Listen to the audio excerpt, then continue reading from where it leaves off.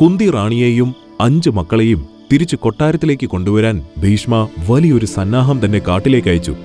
2 ദിവസത്തിനുള്ളിൽ അവർ കൊട്ടാരത്തിലേക്ക് എത്തുന്നതാണ്.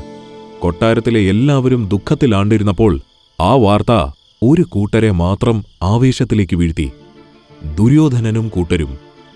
നാട്ടുകാർ പറഞ്ഞു നടക്കുന്ന ദൈവപുത്രന്മാരുടെ സവിശേഷത എന്താണെന്നറിയാനുള്ള ജിജ്ഞാസ അവരിൽ വാനോളമുണ്ടായിരുന്നു, പ്രത്യേകിച്ച് ദുര്യോധനനിൽ. അവരെ വരവേൽക്കുവാനായി കൊട്ടാരത്തിൽ വലിയ ഒരു തയ്യാറെടുപ്പ് തന്നെ തുടങ്ങി. ഭീഷ്മ പിതാമഹൻ തന്നെയാണ് എല്ലാം മേൽനോട്ടം നടത്തിയത്. കൊട്ടാരത്തിലെ ഓരോ കോണിലും പുതിയ അലങ്കാരങ്ങൾ ചേർത്തും പ്രഭയോടെ മിനുക്കിയും അവർ അത് ചെയ്തു. കുന്തിയും പുത്രന്മാർക്കും വേണ്ടി പ്രത്യേക മുറികളും കൊട്ടാരത്തിൽ ഒരുക്കിയിരുന്നു. അവരുടെ ആവശ്യങ്ങൾക്കായി നല്ല പുതുതായി നിർമ്മിച്ച വസ്ത്രങ്ങളും തയ്യാറാക്കി. ഇതെല്ലാം കണ്ടുനിന്ന ദുര്യോധനന് സന്തോഷമായെങ്കിലും ഉള്ളിന്റെ ഉള്ളിൽ ഒരു ചോദ്യം വന്നിരുന്നു. ഇത്രയൊക്കെ വരവേൽപ്പിന്റെ ആവശ്യമുണ്ടോ അവർക്ക്?